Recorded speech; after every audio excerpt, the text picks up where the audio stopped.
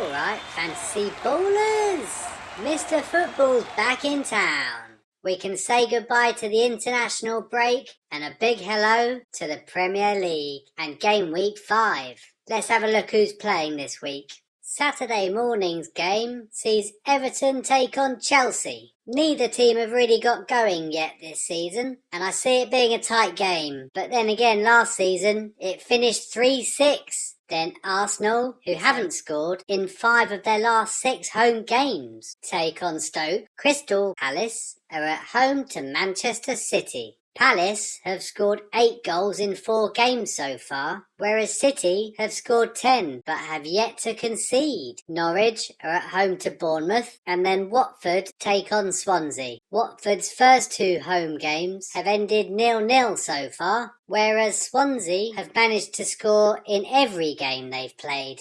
West Brom hosts Southampton, who both won their matches in Game Week 4. Then the big clash between Manchester United and Liverpool. Both teams have had 3 clean sheets out of 4 games so far, so this should be a tight one, I reckon. Bottom of the league, Sunderland are at home to Spurs. Sunderland have conceded the most goals so far this season, but are also the 6th highest goal scorers. So there should be a few in this one, I think. Unbeaten Leicester play Aston Villa, who haven't won since the first game of the season. And finally, West Ham play Newcastle. West Ham have lost both of their home games this season, with an average of 6 goals per game. So there could be a few here too. Right then, if you need a point-scoring shot stopper, here's my top 5. Number 1, Joe Hart from Manchester City. On great form for club and country, yet to concede a goal so far this season. A tough trip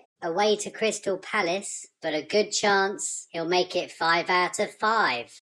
At 2, Swansea's Lucas Fabianski. Swansea are another form team who have only conceded 4 goals so far this season, and away to Watford, who haven't scored in their last 3 games. So Fabianski might not have too much to do this weekend. At number 3, David De Gea. Yet to play for Manchester United so far. We all thought he'd be playing for Real Madrid now, especially him. But as that's been put on hold, he might as well get on with doing what he does best, and that's getting clean sheet points. Cheap at only 5.3 million.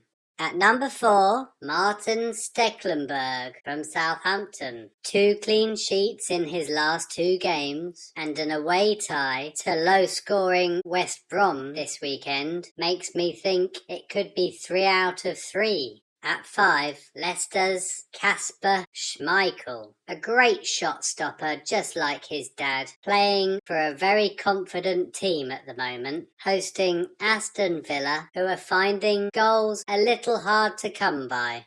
Who wants an attacking defender who can get you a clean sheet as well?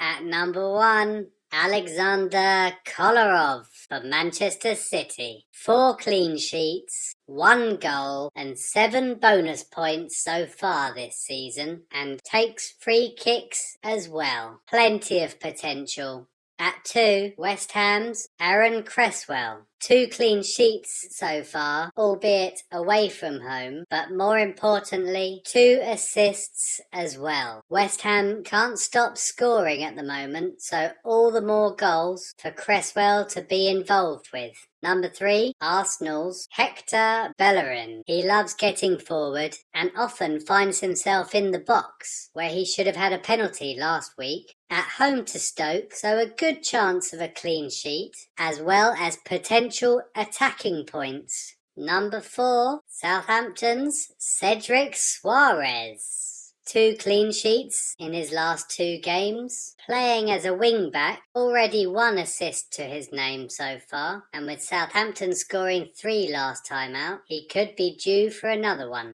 At 5, Bournemouth's Simon Francis. Another defender who gets himself all the way to the other end of the field on a regular basis. Away at Norwich, where he's just as likely to get a clean sheet as he is an assist. Goal-scoring midfielders. Goal-scoring midfielders. Come and have a look.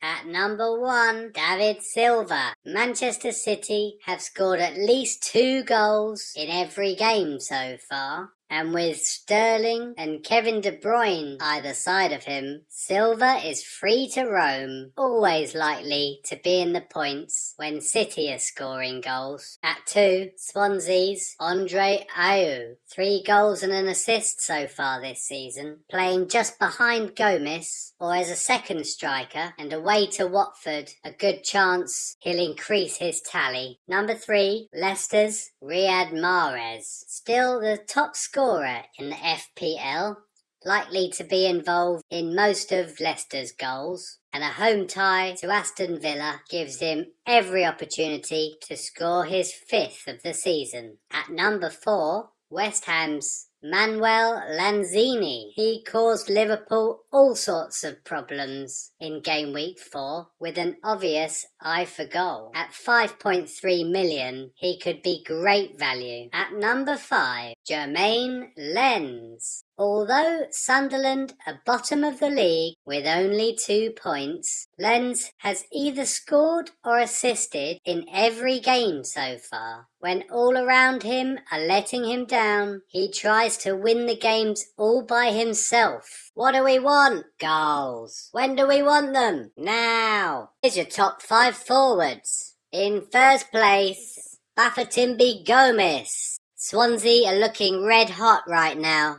and Gomez has scored in every game so far. Away at Watford, he's sure to make it 5 out of 5, if not 6 or 7.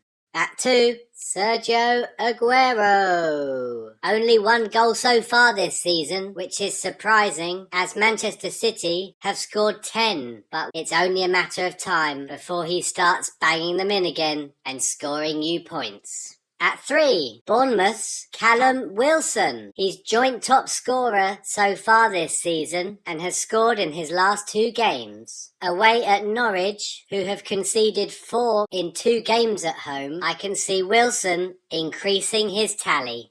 At 4, Leicester's Jamie Vardy. 2 goals and 1 assist to his name so far. He's full of energy and his confidence will be high, having played for England last week. Like Callum Wilson, Jamie Vardy is a great budget striker. At 5, West Ham's Diafra Sakho. Sakho is a very natural finisher and the figure point of the West Ham attack. He should be getting plenty of chances with players like Payet, Lanzini and Koyate playing behind him. I can see him scoring against Newcastle on Monday night. That's it for this week's tips. See you next week.